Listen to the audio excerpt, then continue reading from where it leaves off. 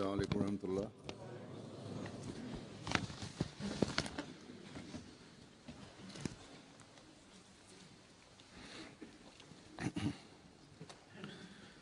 अशहदु अल्ला इलाहा इल्लल्लाह वहदहु ला शरीका लहू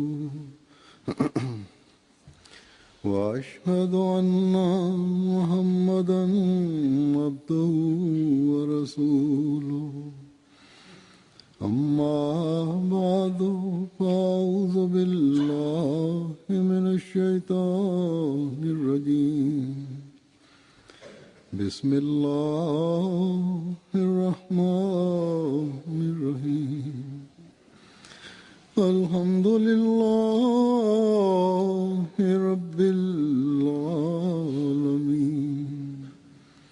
الرحمن الرحيم مالك يوم الدين إياك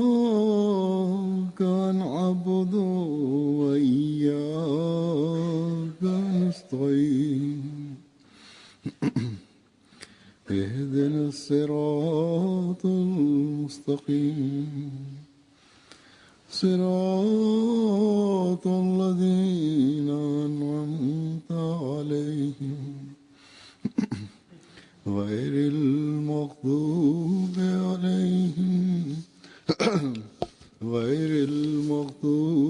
عليهم ولا الضالين।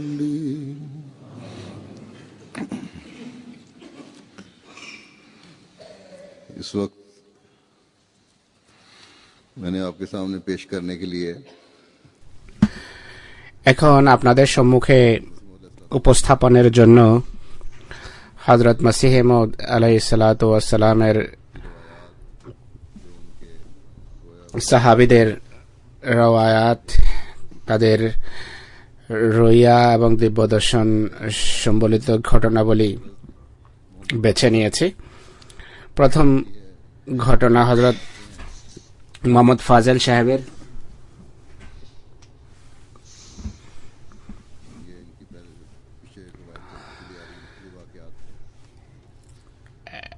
বিভিন্ন ঘটনাবলীর ধারাবাহিকতায় এই ঘটনা আসছে। তিনি কাদিয়ান এসেছেন কিছুদিনের জন্য। হযরত মসিহ মউদের সাহচর্যে অবস্থান করার পর তিনি বর্ণনা করেন যে 5-6 দিন পর বিদায় নিয়ে কাদিয়ান থেকে ফিরে আসি। আমার ঘরে ফিরে এসে নিজ অঞ্চলে ফিরে এসে আমি তাবলীগ আরম্ভ করি। সর্বপ্রথম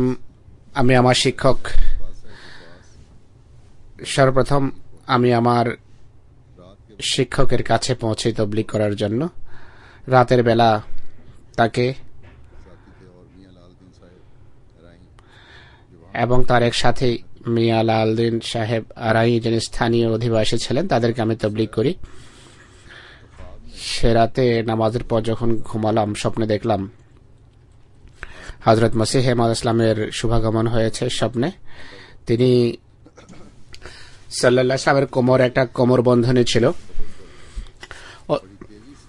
অত্যন্ত চৌকস ভাবে আমার ডান হাত ধরে খুব দ্রুত বেগে আমাকে সাথে নিয়ে যান।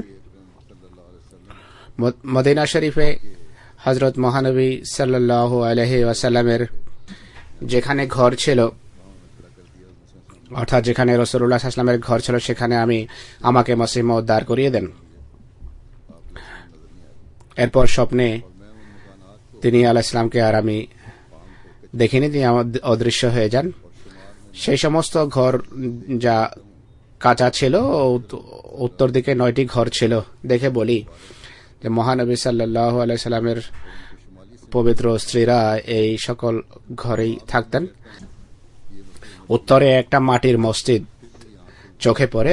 স্বপ্নে আমি বলি যে এটি মসজিদে নববী। এরপর আমার চোখ খুলে যায়। প্রভাতে আমি মৌলভী সাহেবকে এই স্বপ্ন শোনাই, আমার শিক্ষককে। আয়না কামালাতে ইসলাম তাকে তোহফা স্বরূপ দেই। সেখান থেকে এরপর ফিরে আসি। 15 দিন পর মৌলভী সাহেব 15 দিন সেই বই পড়েন, কাদিয়ানের উদ্দেশ্যে যাত্রা করেন এবং বয়াত করে ফিরে আসেন। অনুরূপভাবে মিয়া লাল দিন সাহেব ও হজরত মসিহ ইসলামের হাতে বয়াত করেন।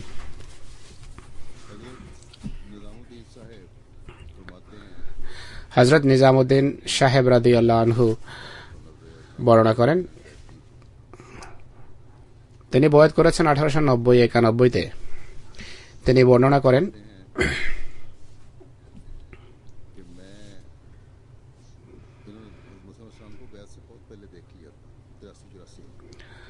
হজরত মসিহ ইসলামকে বয়াতের অনেক পূর্বেই দেখেছেন। 1883 বা 84-তে মসিহ মউদকে দেখেন। তিনি বলেন যে তখনও আমি বয়াত করিনি।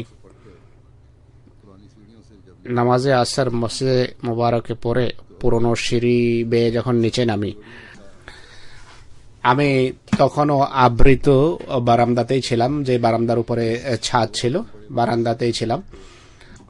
অত্যন্ত সম্মানিত দুই ব্যক্তি, শুভ্র পোশাকধারী, সুঠাম দেহি এবং দীর্ঘকায় এমন ব্যক্তির সাথে সাক্ষাৎ হয়। তারা কাদিয়ান এসেছেন।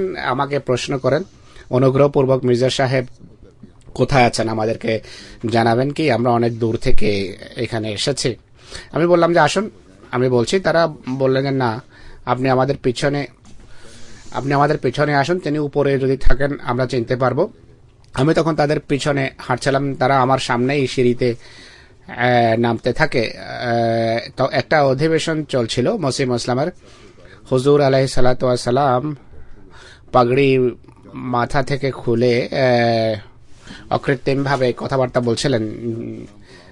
এক ব্যক্তি গিয়েই হুজুরকে জিজ্ঞেস করেন যে আপনার নাম কি গোলাম আহমদ? তিনি আলাইহিস সালাম বলেন যে হ্যাঁ। এরপর সেই ব্যক্তি বললেন যে আপনি কি মসিহ মউদ হওয়ার দাবি করেছেন? হুজুর বলেন হ্যাঁ, আমি দাবি করেছি। তখন সেই ব্যক্তি বললেন যে প্রথমে হযরত মুহাম্মদ সাল্লাল্লাহু আলাইহি সাল্লামের আসসালামু আলাইকুম পৌঁছাচ্ছে, এরপর আমার নিজের পক্ষ থেকে আসসালামু আলাইকুম বলছে। আমি অমুক দিন হুজুর করিম সাল্লাল্লাহু আলাইহি সাল্লামের কাছে ছিলাম, স্বপ্নের কথা বলছেন, যে তখন রাসূলুল্লাহ সাল্লাল্লাহু আলাইহি সাল্লামের পবিত্র হাত হুজুরের ডান কাঁধে ছিল। এই ব্যক্তি নিজের স্বপ্ন শোনাচ্ছেন যে অমুক দিন আমি স্বপ্নে দেখেছি এই স্বপ্ন, মহানবী সাল্লাল্লাহু আলাইহি সাল্লামের কাছে আমি উপস্থিত ছিলাম, মহানবী সাল্লাল্লাহু আলাইহি সাল্লামের পবিত্র হাত হযরত মসিহ মউদের ডান কাঁধের উপর ছিল, আর মহানবী সাল্লাল্লাহু আলাইহি সাল্লাম বলেছেন যে হাজা মসিহ, অর্থাৎ তার হাতে বয়াত করো এবং আমার সালাম পৌঁছাবে। তো তারা এই কথা বললেন। ইনি বলেন যে তখন আমার হৃদয় গভীরভাবে প্রকম্পিত হয়। নিজাম সাহেব যিনি ঘটনা বর্ণনা করছেন, তিনি বলেন আমার হৃদয় গভীরভাবে প্রকম্পিত হয় এবং বিগলিত চিত্তে মসজিদে আকসাতে দোয়া করি। খোদার বিশেষ অনুগ্রহ, আমি খোদার জন্য নিবেদিত। তিনি আমার মনিবের দোয়ায় এত দ্রুত এই অধমকে উন্নতি দেন যে সেদিন সে রাতেই মহান শুভ সংবাদ পাওয়া আরম্ভ করে। সব স্বপ্ন বর্ণনা করতে গেলে অনেক কাগজ এর প্রয়োজন হবে। এত স্বপ্ন দেখেছি যে কোনো সীমা নেই। শুধু একটি শেষ স্বপ্ন, যাতে আমার মতো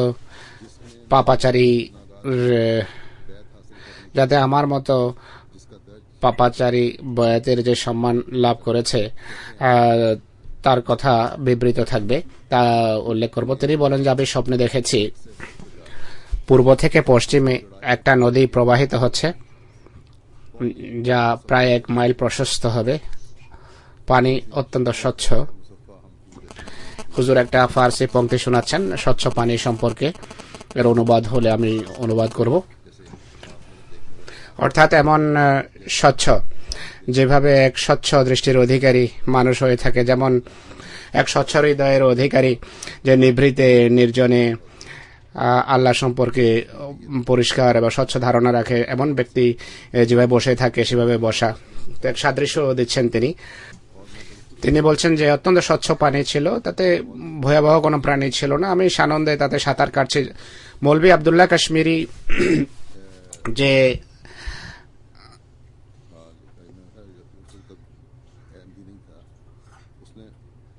তখন পর্যন্ত বয়াত করেনি, সে দক্ষিণে তীর থেকে অনেক দূর থেকে বলে যে, হে মুন্সিজি, হে বাবুজি, আপনি কি স্নান করছেন? একটু হৃদয়কে তো দেখো, যে সে হৃদয়ে সম্পূর্ণভাবে শুকিয়ে আছে, মৃত। পানিতে সাঁতার কাটা সত্ত্বেও হৃদয় শুকিয়ে আছে। তখন সেই অবস্থায় আমি লাফ দিয়ে দেখি যে আমার হৃদয়ের জায়গাটা, যেখানে হৃৎপিণ্ড আছে, সেই জায়গাটা অত্যন্ত শুষ্ক, শুকিয়ে আছে। আর আমি লাফ দেই, হাতে পানি নিয়ে হৃৎপিণ্ডের স্থানে পানি দিচ্ছি, কিন্তু শুকনো জায়গা। আমি জিজ্ঞেস করলাম, মৌলভী আব্দুল্লাহ, এটি কি জিনিস, ব্যাপার কি?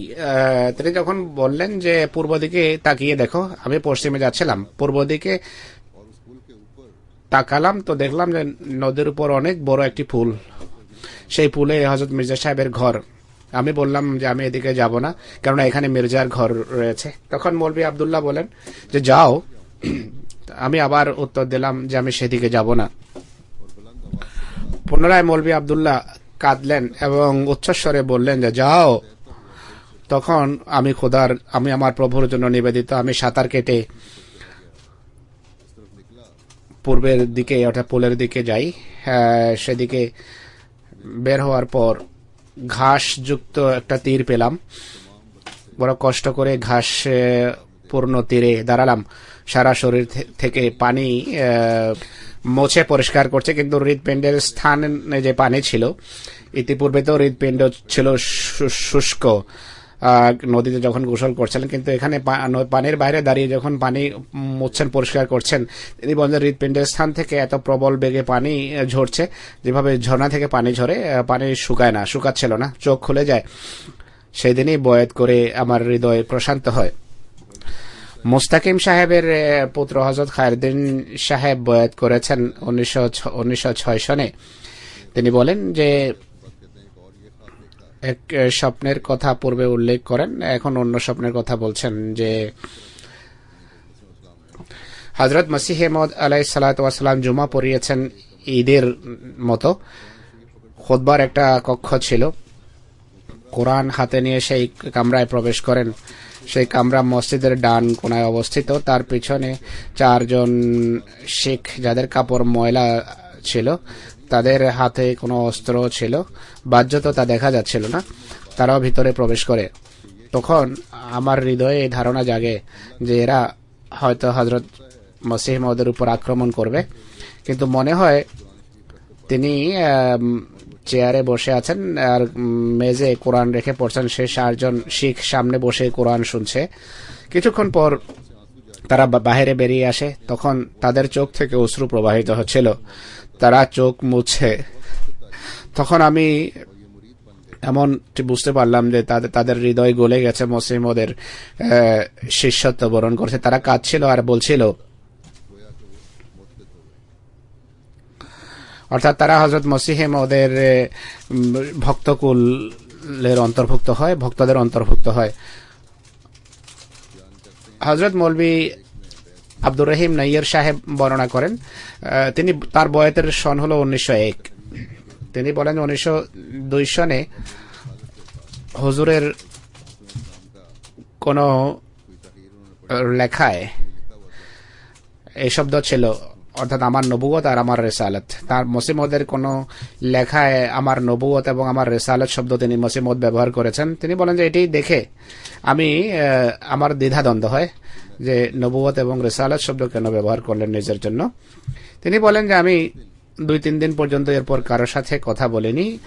তৃতীয় দিন আমাকে এলহামে জানানো হয়েছে লা রাইবা ফিহ। ইনি বলেন যে এই এলহামের পর আমি আমার কর্মস্থলে চলে যাই, পড়ার সুযোগ পাই।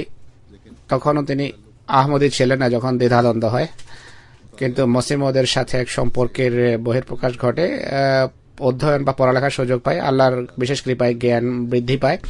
এমন সময় আসে যখন আল্লাহ তাআলা আমাকে কাদিয়ান নিয়ে আসেন। হযরত মিয়া আব্দুর রশিদ সাহেব, যার বয়াতের বছর হলো 1897 সনে বয়াত করেছেন, তিনি বলেন আমার পিতা এবং আমি বয়াতের প্রেরণা পাই একটি স্বপ্নের মাধ্যমে। তিনি বলেন যে মহানবী সাল্লাল্লাহু আলাইহি ওয়াসাল্লামকে আমি স্বপ্নে দেখেছি যে হুজুর একটা খাটে শায়িত আছেন, যিনি অত্যন্ত অসুস্থ। মুহাম্মদ ইসলাম তার পাশে দাঁড়িয়ে আছেন, যেভাবে কোনো অসুস্থ মানুষের কেউ দেখাশোনা করে। হুজুর সাল্লাল্লাহু আলাইহি সাল্লাম সেই খাট থেকে তার কাঁধে ভর দিয়ে দাঁড়ান। এই অবস্থায় হুজুর সাল্লাল্লাহু আলাইহি সাল্লাম বক্তৃতা আরম্ভ করেন, যাতে হযরত মসিহ ইসলামের সত্যতার বিবরণ ছিল। এরপর স্বপ্নে দেখি যে হুজুর সাল্লাল্লাহু আলাইহি সাল্লাম আরোগ্য লাভ করেন এবং তার পবিত্র চেহারা জ্যোতির্মণ্ডিত হয়ে যায়। আমি এর তাবির করেছি যে এখন ইসলাম হযরত মসিহ মউদের মাধ্যমে পুনর্জীবিত হবে। এই স্বপ্নের পর আমি বয়াত করি, এই স্বপ্ন দেখার পর আমি বয়াত করি। হযরত সৈয়দ জাইনুল আবেদিন ওলিউল্লাহ শাহ সাহেব রাদিয়াল্লাহু আনহু বর্ণনা করেন, যার বয়াতের সন হল 1903, হযরত উম্মে তাহেরের ভাই। তিনি বলেন আমার বয়স 7 বা 8 বছর হবে, আমার ভালোভাবে মনে আছে।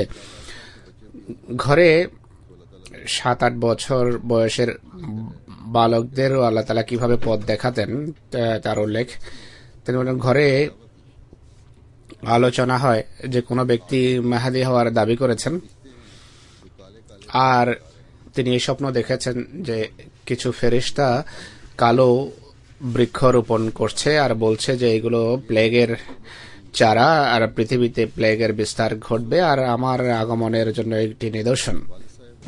তখন আমরা রেইয়া তাহসিলে ছিলাম। আমার পিতা সেখানকার হাসপাতালের ইনচার্জ ছিলেন, ডাক্তার। সেই যুগে আমি একটি স্বপ্ন দেখেছি, কেউ ঘরে এসে সংবাদ দেয় যে নানাজান আসছেন। আমরা বাইরে তাকে স্বাগত জানানোর জন্য বের হলাম। হাসপাতালের যে দেয়ালের পূর্ব দিকে আমরা দেখি নানাজান ষাঁড়ের গাড়িতে সওয়ার হয়ে আসছেন, সবুজ পাগড়ি, তার চেহারা অত্যন্ত গাম্ভীর্যপূর্ণ এবং রং হলো গোধূম বর্ণের, দাড়ি শুভ্র, শ্বশ্রু শুভ্র, সূর্য উদিত হয়েছে, আর আমাকে বলছেন যে আমি আপনাকে কোরআন পড়ানোর জন্য এসেছি। আর সেই সময় আমি স্বপ্ন দেখেছি রেইয়ার একটি মসজিদ, তার দরজায় লা ইলাহা ইল্লাল্লাহ মুহাম্মাদুর রাসূলুল্লাহ লেখা আছে, কিন্তু আমার যতটা মনে পড়ে এই শব্দগুলো ছিল অনুজ্জ্বল এবং অস্পষ্ট।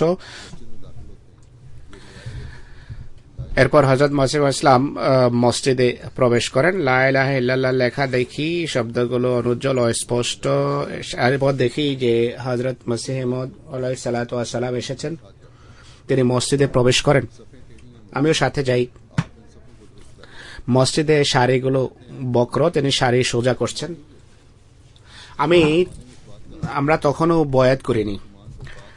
সে যুগে গণচর্চা ছিল সর্বত্র যে মুসলমান বিভ্রান্ত হয়ে গেছে, 13 শতাব্দীর শেষ, আর এটি সে যুগ যখন ইমাম মাহদী আসবেন আর এরপর হযরত ঈসা আলাইহিস সালামও আসবেন।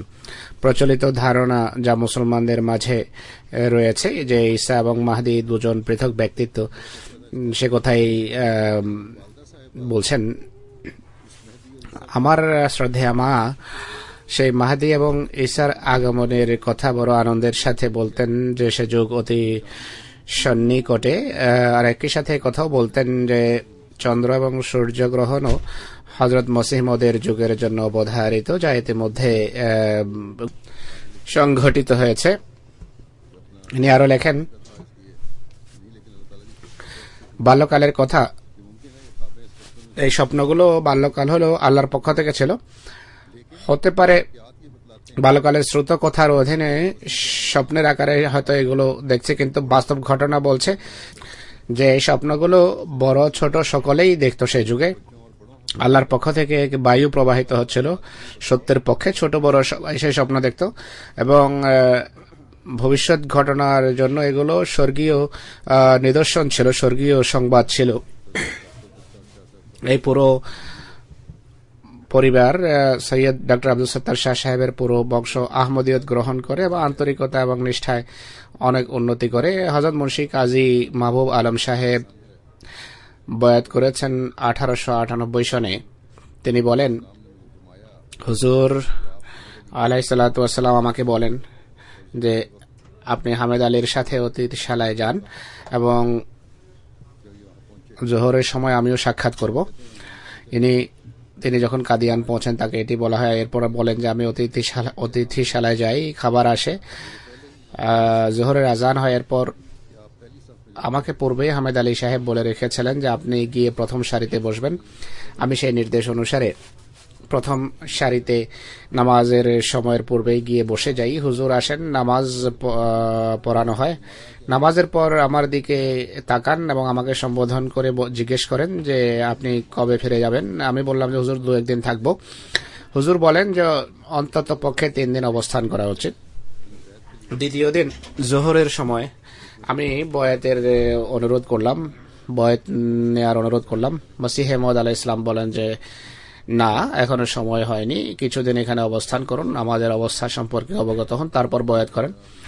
কিন্তু প্রথম রাতেই অতিথিশালায় আমি স্বপ্ন দেখি। আল্লাহ তাআলার পক্ষ থেকে পথ নির্দেশনা দেয়া হচ্ছে স্বপ্নের মাধ্যমে। গায়র আহমদিরা যে বলে বা অনেকেই মনে করে যে মানুষ চিন্তা ভাবনা না করেই বয়াত করতো, আর মসিহ মওউদ আলাইহিস সালামও নির্বিচারে সবার বয়াত নিয়ে নিতেন।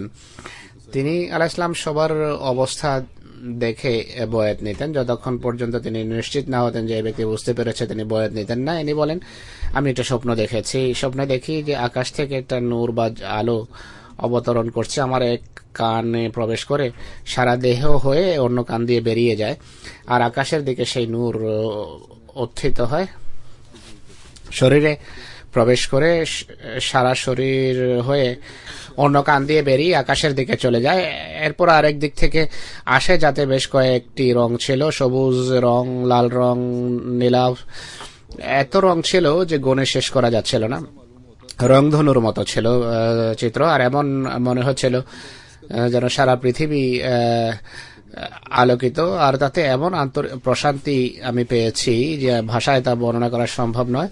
সকালে উঠেই আমি জানতে পেরেছি যে এই স্বপ্নের অর্থ হলো স্বর্গীয় বরকত এবং কল্যাণ রাজির একটা বিরাট অংশ আমাকে দেয়া হবে, আর আমার বয়াত করা উচিত। এই স্বপ্নের ভিত্তিতে আমি দ্বিতীয় দিন হযরত মসিহের কাছে নিবেদন করি জোহরের সময় যে আমি বয়াত করতে চাই, কিন্তু হুজুর মঞ্জুর করেননি এবং 3 দিনের শর্ত কায়েম রেখেছেন। তৃতীয় দিন জোহরের সময় আমি বলি যে হুজুর, আমি নিশ্চিত আপনার সত্যতা সম্পর্কে, আল্লাহর ওয়াস্তে আমার বয়াত গ্রহণ করুন। হুজুর তার পবিত্র হাতে আমার বয়াত নেন। আমি বিদায় নিয়ে লাহোর ফিরে আসি। হযরত মুন্সি কাজী মাহবুব আলম সাহেব বলেন 1898 সনে তিনি বয়াত করেছেন।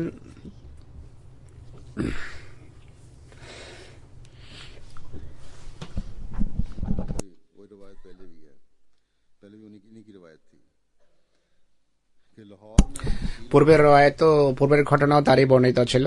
লাহোরে এক উকিল ছিল, নাম ছিল করিম বক্স। অত্যন্ত নোংরা ভাষায় হযরত মসিহ মওউদকে গালি দিত। একদিন বিতর্ক চলাকালে সে বলল যে কে বলছে ঈসা মারা গেছেন। আমি উত্তরে বললাম যে আমি প্রমাণ করছি ঈসা আলাইহিস সালাম মারা গেছেন। সে হঠাৎ করে এত জোরে আমাকে থাপ্পড় দেয়, আর এর ফলে আমি পড়ে যাই এবং আমি চেতনা হারিয়ে পড়ে যাই। সেখান থেকে যখন ফিরে আসলাম, পরের দিন রাতে আমি স্বপ্নে দেখি যে ভাঙা খাটে করিম বক্স একটা ভাঙা খাটে পড়ে আছে। তার খাটের নিচে একটা বিশাল গর্ত, যে গর্তে সে পড়ে যাচ্ছে এবং অত্যন্ত শোচনীয় তার অবস্থা। সকালে উঠে তার কাছে যাই, তাকে বললাম যে আমাকে স্বপ্নে বলা হয়েছে যে তুমি লাঞ্ছিত হবে। স্বল্প সময়ের ভিতরেই তার এক বিধবা মেয়ে অবৈধ অন্তঃসন্তান হয়, সে অন্যায় চেষ্টা করে ভ্রূণের গর্ভপাত ঘটায় এবং বাচ্চা এবং মা উভয় মারা যায়। পুলিশ জানতে পারে, তদন্ত হয়, এর ফলে তার অনেক পয়সা নষ্ট হয় এবং তার সম্মান পদদলিত হয়। সে লজ্জার কারণে ঘর থেকে বের হতো না। আমি যখন জানতে পারলাম তখন তার ঘরে গেলাম, তাকে ডাকলাম, সে ঘর থেকে বেরিয়ে আসলাম। আমি বললাম যে হযরত মসিহ মওউদের বিরোধিতার স্বাদ পেয়েছো নাকি এখনো কিছু বাকি আছে? স্বাদ পাওয়া। সে আমাকে গালি দেয় এবং লজ্জিত হয়ে ঘরে চলে যায়। অর্থাৎ এরপরও কোনো প্রভাব পড়েনি, কিন্তু এরপর এই ব্যক্তি কখনো আমার সামনে আসেনি। এমন ঘটনা বলি এখনো ঘটে। পাকিস্তানের জুলম এবং নির্যাতন চলছে, এমন ঘটনা বলিও ঘটছে একই সাথে। এগুলো এখানে বর্ণনা করা হয় না, কারণ এর বিভিন্ন কারণ আছে বর্ণনা না করার। পরিস্থিতি সেখানকার এমন নয়। আমাদেরা মনে কষ্ট পাবেন না। আল্লাহ তাআলা এমন অবস্থায় ও পাকিস্তানে মুসলিমদের যারা অসম্মান এবং অবমাননা করে, আল্লাহ অবিরত প্রতিশোধ নিচ্ছেন। মানুষ অনেক ঘটনা লিখে পাঠায় খোদা তাআলা বিরোধীদের যে কিভাবে ধরছেন, তাদের লাঞ্ছনার ব্যবস্থা হচ্ছে, সেটি অনেকে লিখে পাঠায়। আল্লাহ যে তাদেরকে লাঞ্ছিত করছেন তা অনেকে পাঠিয়ে থাকে। সময় আসলে তা তুলে ধরা হবে। কিন্তু যে অঞ্চলে ঘটনা ঘটে সেই অঞ্চলের মানুষের ঈমান আল্লাহর ফজলে এর ফলে দৃঢ় হয়। হযরত মাওলানা গোলাম রসুল সাহেব রাজিকে রাদিয়াল্লাহু আনহু বর্ণনা করেন, তিনি পত্রযোগে বয়াত করেছেন 1897 সনে। 2 বছর পর মুসলিমদের জিয়ারত করেন। তিনি বলছেন, মৌলভী ইমামউদ্দিন সাহেব 1897 সনে আমার পূর্বে একবার কাদিয়ান গিয়েছিলেন, কিন্তু বিরোধী চিন্তাধারা নিয়ে ফিরে আসেন। কাদিয়ান গিয়েছিলেন কিন্তু বয়াত করেননি। শুধু বয়াত যে করেননি তাই না, বরং বিরোধিতা বাড়িয়ে দেন। কিন্তু আমি বারবার স্বপ্ন দেখি, আর স্বপ্নে দেখি যে মহানবী সাল্লাল্লাহু আলাইহি সাল্লাম কাদিয়ান এসেছেন। তখন তার উপরও প্রভাব পড়ে। ইমামউদ্দিন সাহেব এতে প্রভাবিত হন, আর আমরা উভয়ই 1899 সনে গিয়ে বয়াত করি। আমরা যখন মসজিদ মুবারকের কাছে পৌঁছলাম, মৌলভী সাহেব সিঁড়িতে আমার সামনে ছিলেন, আমি ছিলাম পিছনে। আমি শুনেছিলাম যে বুজুর্গদের সাথে খালি হাতে সাক্ষাৎ করা উচিত নয়। আমি পিছনে সিঁড়িতে দাঁড়িয়ে একটা রুপিয়া বের করলাম। মৌলভী সাহেব হুজুরের সাথে সাক্ষাৎ করেন। হুজুর মৌলভী সাহেবকে বলেন যে আপনার পিছনে যে ছেলে আছে তাকে ডাকুন। আমি যখন তার সামনে উপস্থিত হলাম, হুজুর আলাইহিস সালামের পবিত্র পদমর্যাদার কথা চিন্তা করে আমার বুক ফাটা কান্না আরম্ভ হয়। হুজুর বারবার আমার পিঠে হাত বুলান এবং আমাকে আশ্বস্ত করেন, কিন্তু আমি অনবরত কাঁদছিলাম, কেননা বিভিন্ন স্বপ্ন তিনি দেখেছেন।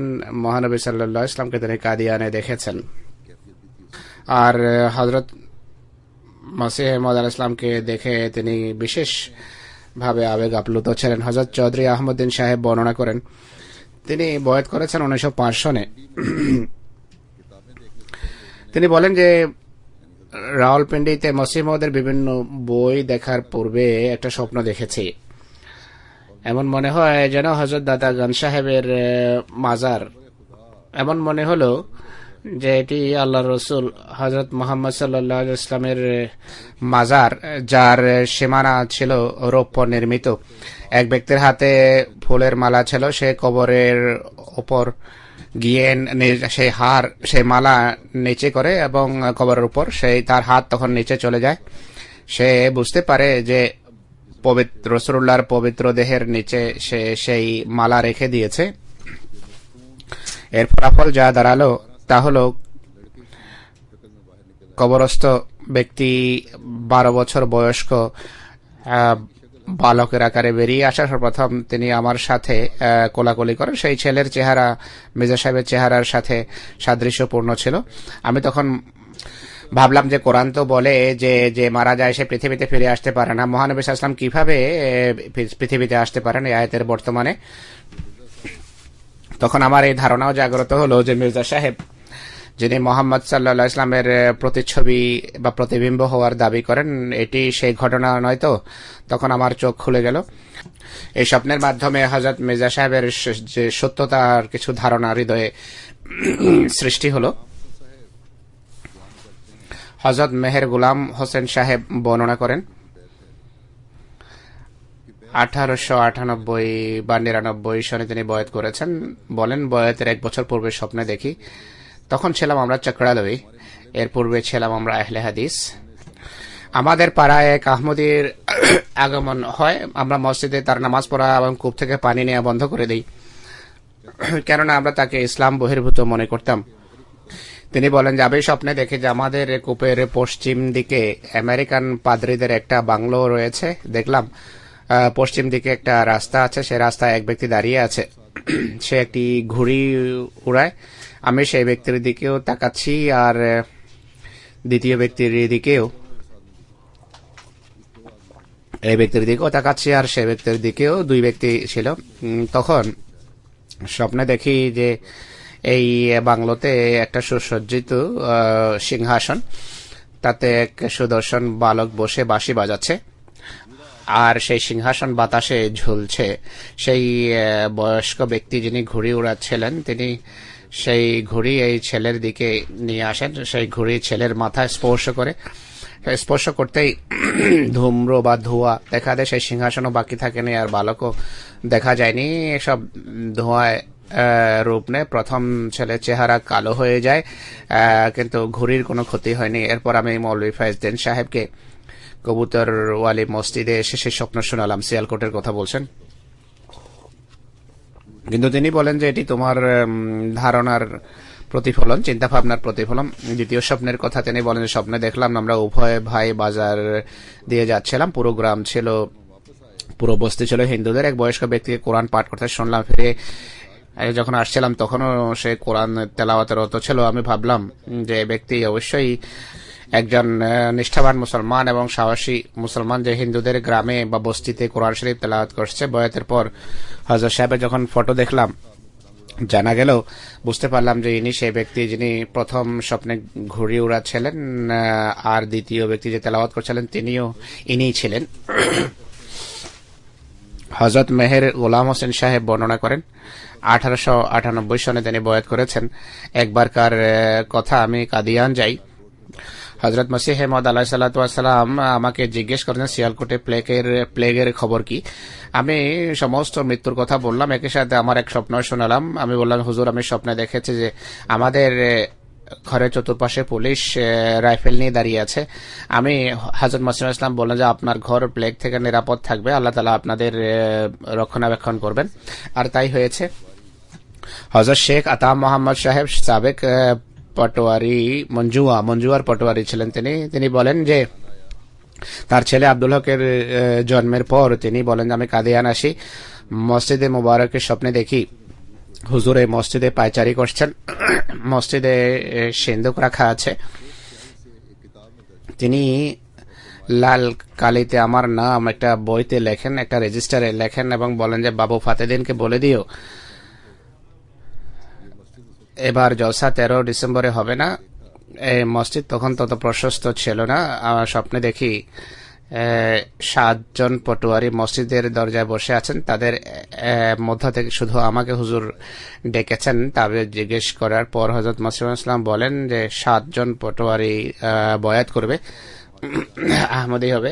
হযরত মালিক গোলাম হোসেন মুহাজির সাহেব বর্ণনা করেন, যার বয়াত হলো 1891 সনের। তিনি বলেন যে রোতাসে আমি আমার ভাই মুন্সি গোলাবউদ্দিন সাহেবের কাছে মসিমদের বই শুনতাম, শোক গাথা এবং অন্যান্য কবিতা শুনতাম, কারণ আমরা গালি শিয়া ছিলাম। আমরা মাতম করতাম, বেরাতুল আশিকিন বই ইত্যাদি পড়তাম। অনেক সময় দরবেশেরা ইমাম গাজালি এবং শেখ আত্তারের বই শোনাতেন। একদিন বলেন যে ইমাম গাজালি মতো লেখকের যদি আজকে জন্ম হয় তাহলে 200 বা 400 মাইল পদব্রজে হলেও আমরা সেখানে যেতাম দৈবক্রমে। এখান থেকে অর্থাৎ কাদিয়ান থেকে তৌজিম রাম, ফাতে ইসলাম উভয় পুস্তিকা সেখানে পৌঁছে। মালের কোটলার বাবা কুতুবউদ্দিন ফকির এই এইটি এনেছেন। তিনি স্বপ্নে দেখেছিলেন যে তিনি সিয়ালকোট গিয়েছেন, সেখানে হযরত মসিহ মাউদের সাথে গিয়ে সাক্ষাৎ করেন আর স্বপ্ন অনুসারে সেখানে যাওয়ার ব্যাপারে সংকল্পবদ্ধ হন। যেভাবে স্বপ্নে হযরত মসিহ মাউদের পোশাক এবং তার বের হওয়া দেখেছেন এমনই পেয়েছেন, আর এই বইগুলো তিনি সাথে এনেছেন। অবশ্যই মুন্সি গুলাম আব্দুল সাহেবের সাথে সাক্ষাৎ করেন এবং বইগুলো তাকে দিয়ে তিনি তাকে বলেন যে আমি মেয়ের বাড়ি যাচ্ছি, আপনি 2-1 দিনে বইগুলো পড়ে নিন। তাকে বইগুলো দিয়ে যান উধার, বলেন যে আমি মেয়ের বাসায় যাব, 2 দিন সময় আছে, এই 2 দিনে আপনি বইগুলো পড়ে নেন। সেই বইগুলো আমাদেরকে মুন্সি সাহেব পড়ে শোনান এবং বলেন এই লেখা শেখ আত্তার এবং ইমাম গাজ্জালির রচনার তুলনায় অনেক উন্নত। আগে তাদের বই পড়তেন, এখন মসিহ মাউদের বই পড়ার পর দেখেন যে এই লেখা তাদের লেখার তুলনায় রচনার তুলনায় অনেক উন্নত। হযরত মসিহ ইসলাম তখন বয়াতের বিজ্ঞাপন প্রচার করেছেন। এই অধম অর্থাৎ ঘটনা বর্ণনাকারী এবং মুন্সি গোলাম মোহাম্মদ মিয়া আল্লাহ দেতা, আমরা 3 জনেই তখনই বয়াতের পত্র লিখে দেই। 1891 সনের কথা খুব সম্ভব। তিনি যখন বই শোনার শেষ করলেন, আমি বললাম যে তোমার প্রতিশ্রুতি ছিল যে যদি এখন এমন মানুষ পাই 400 মাইলও যদি পদব্রজে যেতে হয় আমরা যাব, এবং আমরা বয়াত তো ইতিমধ্যেই করেছি। আর জলসা 1892 সনের জলসা সালানা সন্নিকটে বিজ্ঞাপনও এসে গেছে, চলো তার জিয়ারত করে আসি এবং জলসাও দেখে আসি। আমরা 3 জনেই সংকল্পবদ্ধ হলাম। 500 মাইল দূরত্বে এক জায়গায় আমার দোকান ছিল। সিদ্ধান্ত হয় যে আগামী পরশু আমরা যাত্রা করব, কিন্তু তারা আমার আসার পূর্বেই রওনা হয়। আর একটা স্টেশন, কেরিয়ালাওয়ালা স্টেশন, সেখানে তারা পৌঁছে যায়। তিনি বলেন যে রওয়ায়াত বর্ণনাকারী বলছেন যে আমি জেহেলম থেকে গাড়িতে বসলাম, কেরিয়ালায় আমরা 3 জনেই সমবেত হই। পরের দিন লাহোর পৌঁছি, কোন নান বিক্রেতার দোকানে রুটি খেলাম। মানুষ অনেকে বলল গাড়ির সন্ধ্যা 6টায় যাত্রা করবে। আমরা চিড়িয়াখানা ইত্যাদির ভ্রমণ করে সন্ধ্যা স্টেশনে আসি, বাটালা টিকিট নিয়ে রাত 11টায় বাটালা পৌঁছি। একটা সরাইখানায় গেলাম, সেখানে খাট ইত্যাদি কিছুই ছিল না, ময়লা আবর্জনা পড়েছিল, থাকতে ইচ্ছা হলো না। শহরে একটা মসজিদে পৌঁছি, মসজিদে রাতে বেলা আরাম করি। আল্লাহ তাআলার পবিত্র কুদরত দেখুন, সেই শহর মৌলভী মোহাম্মদ হোসেন বেটালভির সেই বেটালভির মসজিদ ছিল। সকালে ফজরের নামাজের পর যখন বসলাম, মৌলভী মোহাম্মদ হোসেন জিজ্ঞেস করলো মেহমান কোথেকে এসেছেন। আমরা মুন্সি গোলাপউদ্দিন সাহেবকে বললাম যে আপনি শিক্ষিত মানুষ, এই ব্যক্তি মৌলভী মনে হচ্ছে, আপনি নিজেই তার সাথে কথা বলুন। তিনি বললেন যে আমরা জেহেলমের রোতাস থেকে এসেছি। মৌলভী সাহেব অতিথি ভেবে ইক্ষুর রসের ক্ষীর খাওয়ালেন। জিজ্ঞেস করলেন কোথায় যাবেন। মুন্সি সাহেব বললেন আমরা কাদিয়ান যাব। মৌলভী সাহেব বললেন যে কাদিয়ানে কি কাজ। মুন্সি সাহেব বললেন যে মির্জা সাহেব দাবি করেছেন আর জলসার ঘোষণাও দিয়েছেন। ইনি বলেন যে একটি কথা বলা হয়নি। রোতাসে যখন মুন্সি সাহেব তার পুস্তিকা শোনালেন, ভাই আল্লাহ দিতা বলেন যে মির্জা সাহেব এই যে বলেছেন ঈসা আলাইহিস সালাম মারা গেছেন, আমি আগত মসিহ, এটি সামান্য কোনো দাবি নয়। আর এমন ঘোষণাকারী সামান্য মানুষ হতে পারেন না যিনি 1300 বছরের এত বড় ভুল ভ্রান্তিকে বের করেছেন, ভুল ভ্রান্তি প্রকাশ করেছেন। বলেন মৌলভী মোহাম্মদ হোসেন বেটালভির সাথে আমাদের কথা হয়। তিনি বলেন তোমাদের কি বিবেক বুদ্ধি নেই? মির্জা যদি ভালো হতো, মির্জা যদি সত্যের উপর প্রতিষ্ঠিত হতো, আমরা কি সেখানে যেতাম না? আমি বয়াত করতাম না? তাই তোমরা ফিরে যাও। সে বলল যে মির্জা সাহেবকে আমরা জানি, ইনি এক ব্যবসা আরম্ভ করেছেন, যে ব্যবসা সফল হবে না, অনর্থক পয়সা নষ্ট করছো তোমরা, লাভ কি তার কাছে গিয়ে? ইনি বলেন আমার বন্ধুরা নীরব হয়ে যায়। আমি বললাম যে পয়সা খরচ করার ছিল, নষ্ট হওয়ার ছিল, তা তো হয়ে গেছে, এখন আমরা অবশ্যই যাব, দেখে ফিরে যাব। সে রুটি বা খাবার আনালো, খাবার খেয়ে আমরা কাদিয়ানের উদ্দেশ্যে পায়ে যাত্রা করলাম। কাদিয়ান পৌঁছে জলসা হচ্ছিল, 25-30 জন মানুষ ছিল। একটা স্টেজে কয়েকটি সারি ছিল, খাবারের জন্য পোলাও জর্দা রান্না এসে যা আমরা খেলাম। ডক্টর আব্দুল্লাহ হাকিম সাহেব বিছানা দিতেন এবং ঘুমানোর জায়গা নিতেন। তিনিও আমাদেরকে জায়গা বললেন কোথায় ঘুমাতে হবে। সকালে 10টার সময় জলসা অংশগ্রহণ করে হযরত মসিহ ইসলাম আসেন। হুজুর কখনো রুমি টুপি মাথায় রাখতেন, কখনো রুমি টুপির উপর পাগড়ি বাঁধতেন, টুপি পাগড়ির হয়ে দেখা যেত। হুজুর যখন স্টেজে দাঁড়ালেন, আমি সাথীদেরকে বললাম যে দেখো কোন চেহারা এত জ্যোতির্মণ্ডিত হতে পারে কি? যদি মৌলভী মোহাম্মদ হোসেনের কথা শুনে আমরা চলে যেতাম, কত দুর্ভাগা হতাম আমরা। হাকিম আব্দুস সামাদ সাহেব হযরত মসিহ মউদ আলাইহিস সালামের জিয়ারতের ঘটনা এভাবে বিবৃত করছেন। তিনি বয়াত করেছেন 1905 সনে। হযরত মসিহ ইসলাম তার বক্তৃতায় বলেন যে আল্লাহ তাআলা আমাকে প্রতিশ্রুত মসিহ হিসেবে পাঠিয়েছেন। তিনি বলেন, যারা জ্ঞানের স্বল্পতার কারণে আমার সম্পর্কে সঠিক সিদ্ধান্তে পৌঁছতে পারে না, তাদের আল্লাহ তাআলা যেই 5 বেলার নামাজে যে দোয়া শিখিয়েছেন অজস্র ধারায়, সেই দোয়া পড়া উচিত। সেই দোয়া হলো ইহদিনাস সিরাতাল মুস্তাকিম সিরাতাল লাযিনা আনআমতা আলাইহিম। চলাফেরা উঠা বসায় সর্বদা সর্বাবস্থায় এটি পড়া উচিত। সর্বোচ্চ 40 দিনের ভিতর আল্লাহ তাআলা তাদের সামনে সত্য প্রকাশ করবেন। তিনি বলেন, আমি তখনই সেই দোয়া আরম্ভ করি। 1 সপ্তাহ অতিবাহিত হওয়ার পূর্বে আমার সামনে সত্য খুলে যায়। আমি দেখলাম যে আমি হামিদ মহল্লার মসজিদে অবস্থান করছি। স্বপ্ন শোনাচ্ছেন, সেখানে মসজিদে মসিহ ইসলাম সেখানে আসেন। আমি হুজুরের এদিকে করমর্দনের জন্য অগ্রসর হলাম। এক অন্ধ মৌলবি আমাকে বাধা দিল। দ্বিতীয় দিক থেকে মসিহ মউদের দিকে যেতে চাইলাম, সে আবার বাধা দিল। তৃতীয়বার আমি সামনে গিয়ে করমর্দন করতে চাইলাম, সে আবার আমাকে বাধা দিল। তখন আমার রাগ ধরে আর আমি তাকে মারার জন্য হাত উঠালাম। হযরত মসিহ ইসলাম বলেন যে না, রাগ করো না, মারবে না। আমি বললাম, আমি হুজুরের সাথে মুসাফা করতে চাই আর এই ব্যক্তি আমাকে বাধা দেয়। তখন আমার চোখ খুলে যায়। আমি সকালে মীর কাসেম আলী এবং মৌলভী মাহবুব আলম সাহেব, মিস্ত্রি কাদের বক্স সাহেবের সামনে এই পুরো ঘটনা, স্বপ্নের পুরো ঘটনা শোনালাম। মীর সাহেব বললেন যে এটি লিখে দাও। আমি লিখে দিলাম। তিনি বলেন যে নিচে লেখো যে আমি এই স্বপ্ন হুজুরের কাছে হুজুরের হাতে বয়াতের মাধ্যম আখ্যা দিচ্ছে। মৌলভী মাহবুব আলম সাহেব গায়র আহমদী ছিলেন। তিনি বলেন যে তুমি তোমার পিতার মেজাজ কেমন খুব ভালো জানো, তিনি এক মুহূর্ত তোমার ঘরে থাকতে দেবেন না। আমি বললাম যে আমি ভ্রুক্ষেপ করি না।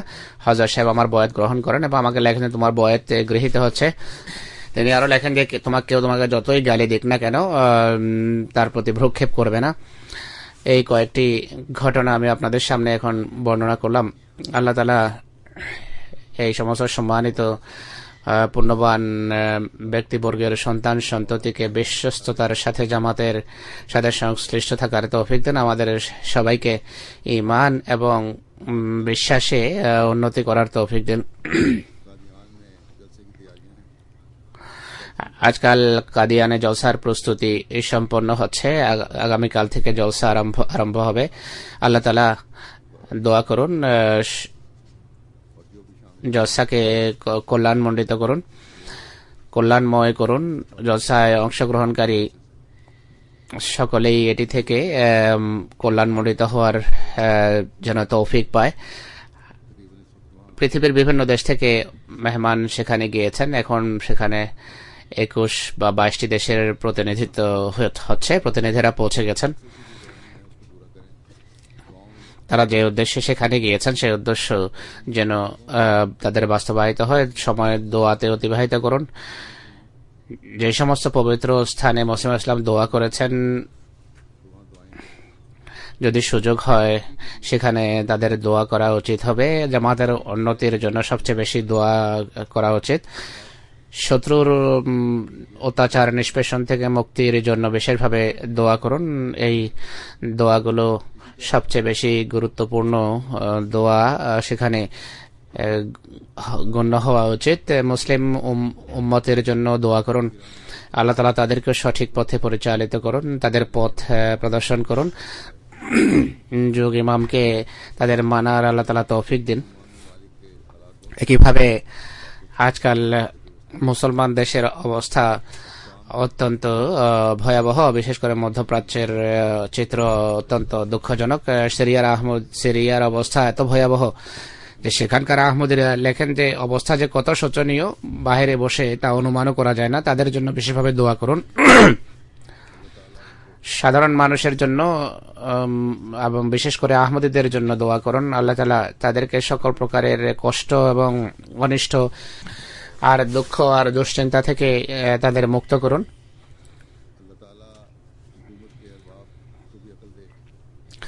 আল্লাহ তাআলা সরকারের নীতি নির্ধারক এবং সাধারণ মানুষকে বিবেক বুদ্ধি দেন, যারা পরস্পর যুদ্ধ বিগ্রহে লিপ্ত। ঝগড়া যুদ্ধ বিগ্রহের পরিবর্তে তারা শান্তিপূর্ণভাবে বসে যেন নিজেদের বিষয়ের মীমাংসা করতে পারে। উগ্রপন্থী এবং ইসলামের শত্রু যারা আছে তারা তাদের উভয় পরিস্থিতি লুফে নিচ্ছে। এর ফলে পরিস্থিতি আরো অবনতির দিকে। আল্লাহ তাআলা এই উভয় শ্রেণীকে নিশ্চিহ্ন এবং নির্মূল করুন।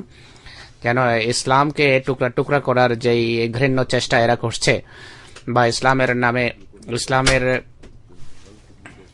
সহানুভূতিশীল সেজে যে ভ্রান্ত কাজে লিপ্ত এরা, এই ক্ষেত্রে যেন এরা ব্যর্থ হয় এবং ইসলামের সুন্দর চেহারা যা জামাতে আহমদিয়া পৃথিবীকে দেখাচ্ছে তা পৃথিবীর সামনে যেন স্পষ্ট হয়ে যায়। আল্লাহ তাআলা আমাদের সদিচ্ছা, আমাদের সংকল্প এবং আমাদের প্রচেষ্টাকে বরকতে ভরে দেন, কল্যাণমণ্ডিত করুন, কল্যাণে ভরে দেন। সারা পৃথিবীকে হযরত মুহাম্মদ সাল্লাল্লাহু আলাইহি ইসলামের পতাকা তলে যেন আমরা সমবেত দেখতে পাই। তাই জলসার দিনে সেখানে যারা এসেছেন জলসার দিনগুলোতে আপনারা এই বিশেষ দোয়াগুলো এই দিনে দৃষ্টিগোচর রাখুন।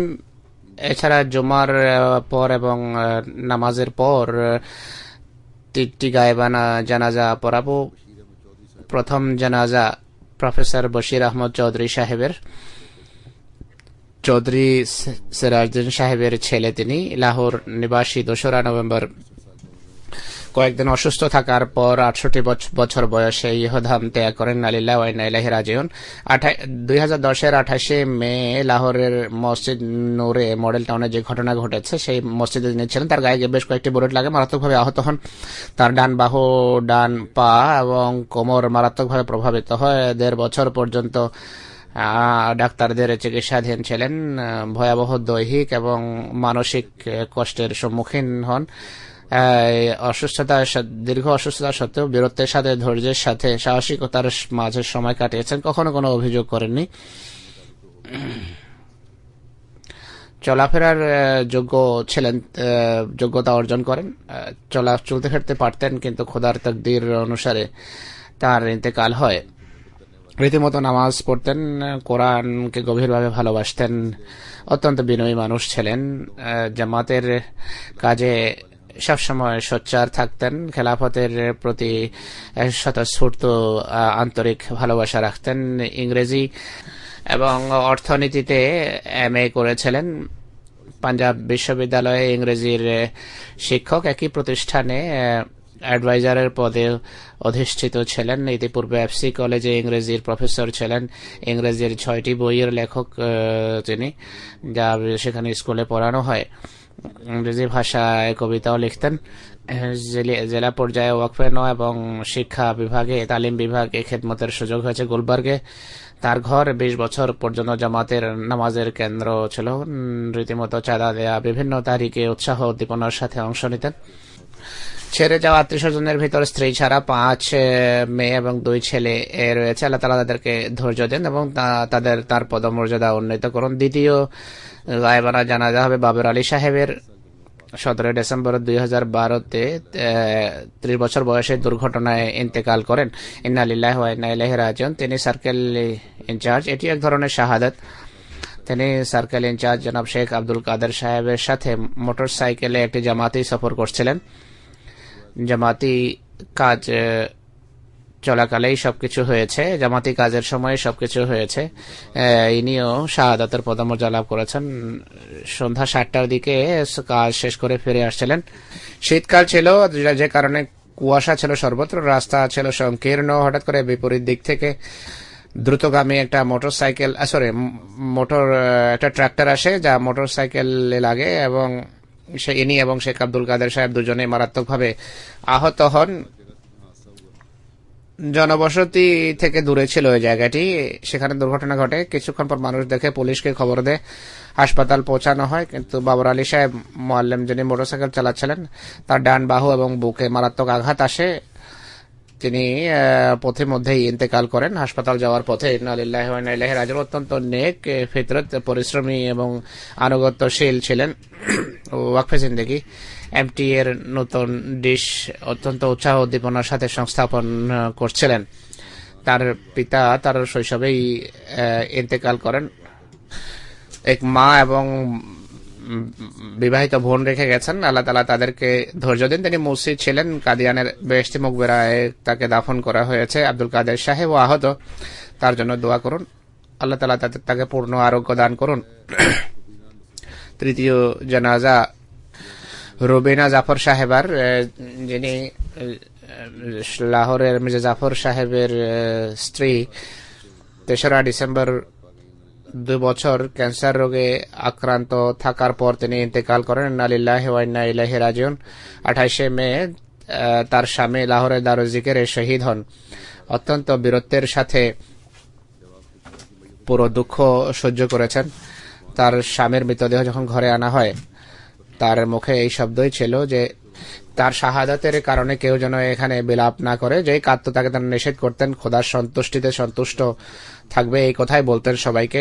তার চোখ থেকে অশ্রু প্রবাহিত হচ্ছিল, কিন্তু দৃঢ় মনোবল প্রদর্শন করেন। ঘরের সবাইকে সৎসাহস যোগান তিনি। তার পিতার সাথে তিনি কিছুদিন সেরালিওনেও অবস্থান করেন। বিয়ের পর 1988 সনে জাপান চলে যান স্বামীর সাথে। সেখানে টোকিওর সদর লাজনা এবং ন্যাশনাল আমেরাই সেক্রেটারি ইসলামের সাথে হিসাবে জামাতের কাজ করেছেন। বেশ কয়েকটি তবলিগি কার্যক্রমে অংশ নিয়েছেন। আর্থিক কোরবানিতে উৎসাহ উদ্দীপনার সাথে অংশ নিতেন। তার স্বর্ণালঙ্কার তিনি জামাতি কাজের জন্য জামাতকে দিয়ে দিতেন আর্থিক কোরবানি হিসাবে। 2004-এ জাপান থেকে ফিরে আসেন আর পাকিস্তানে এসে দীর্ঘকাল লাজনার খেদমতের সৌভাগ্য হয়েছে তার। নায়েব সেক্রেটারি তারিকে যদি ছিলেন, বাহরিয়া টাউনের লাহোরের হালকা প্রেসিডেন্টও ছিলেন। খেলাফতের সাথে বিশ্বস্ততার সম্পর্ক ছিল। খুতবা এমটিএতে শুনতেন, পয়েন্ট নোট করতেন, এরপর বিভিন্ন সময়ে মানুষকে তা শোনাতেন। এত দীর্ঘ রোগকে ধৈর্যের সাথে মোকাবেলা করেছেন, কখনো কোনো অভিযোগ করেননি তিনি। কেউ সামান্য তোফা দিলেও সেই তোফার উপর চাঁদা দিতেন হিসাব করে। তার ছোট ভাই সেক্রেটারি মাল ছিলেন। ভাই তাকে বলতেন যে মাসে একবার চাঁদা দিলেই হয়। তিনি ভাইকে বলতেন যে যখন কোনো আয় হয় তখনই চাঁদা দেওয়া উচিত, যেন খোদার নির্দেশ পালনের ক্ষেত্রে কোনো প্রকারের ত্রুটি না থেকে যায়। 2011 সনের জলসায় লন্ডন আসেন অসুস্থ হওয়ার পর, কিন্তু আল্লাহ তাআলার ফজলে মনোবল দৃঢ় ছিল। আল্লাহ তাআলা তার পদমর্যাদা উন্নীত করুন। তার কোনো সন্তান সন্ততি ছিল না।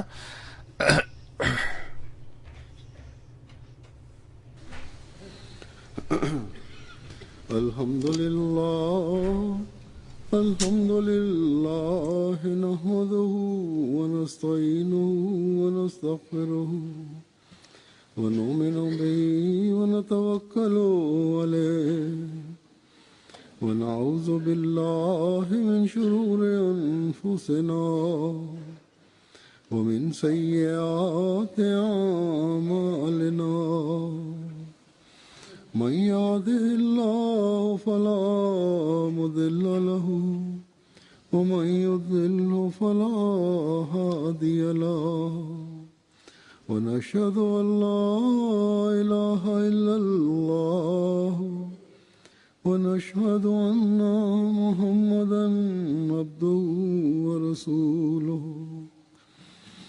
عباد الله رحمكم الله إن الله يأمر بالعدل والإحسان وإيتاء ذي القربى وينهى عن الفحشاء والمنكر والبغي يعظكم لعلكم تذكرون اذكروا الله يذكركم وادعوه يستجب لكم ولذكر الله أكبر.